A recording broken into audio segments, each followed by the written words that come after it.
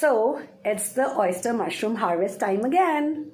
Let's get started. Harvesting a bounty of oyster mushrooms from a cool, unused, dark space, a bathroom, can be incredibly rewarding and satisfying because it's so unconventional. So, we made bamboo stands, and this was a creative and sustainable method because bamboo stands provide a sturdy and natural structure for the mushrooms to grow on.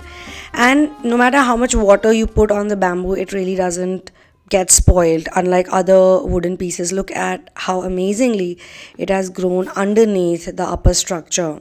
I have to be careful when I'm harvesting these mushrooms. They have to be plucked very carefully so that other mushrooms, the rest of the growth is not disturbed. It's important to maintain proper hygiene and ventilation in the bathroom, but it should be dark and no contamination can happen. So I am doing it in a place which is hardly used.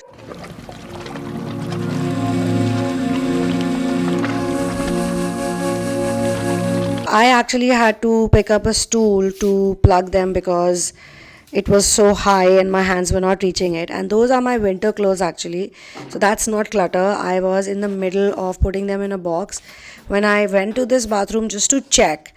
And I was stunned to see there were so many oyster mushrooms. And I was like, wow, I was not even expecting them to grow like this. So guess what? My hands could reach those mushrooms but not the cornermost one because I still could not reach them. So I'm going to let them be, and they're a bit small also. Also, I realized that oyster mushrooms grow really well when it's raining. So before this happened, it actually rained a bit. It drizzled a bit for some time, so the weather had changed. And right after that, I saw so many of these popping out. So yes, the temperature has to be monitored. Humidity level also helps to optimize the growing condition, but you cannot put too much water also. Once you create these bags, you have to just let it be. And in that moisture, it takes around 15-20 days for the mushrooms to start creating the oyster mushrooms.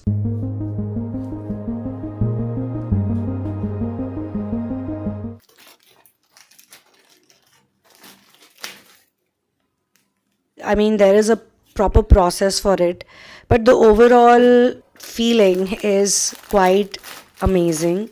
And you can imagine how exciting it is of discovering clusters of mushroom flourishing in a dimly lit space, which is otherwise just standing there wasted. And you just think of an idea one fine day, you feel like, okay, I can utilize this place. The efforts have paid off, it seems. And I've had like many meals from this particular place. From this one bamboo stand, I have made many meals for my family and for myself and some of my friends. So look at these oyster mushrooms. I plucked so many of them. Whenever I'm harvesting any vegetable or fruit, I feel like a child. But oyster mushroom, it's another feeling. Also, when you cook oyster mushroom, it tastes really well, and you have multiple recipes for it. You can make soup out of it, you can make fried.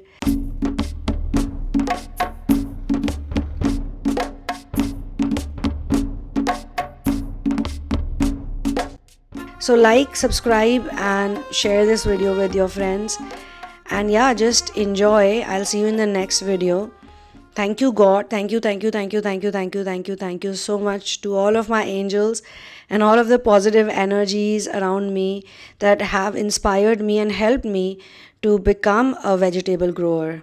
You can also support my content and all of the things I do around sustainable living, for which I have to give out time and energy, and a lot of effort goes into it, by becoming my Patreon.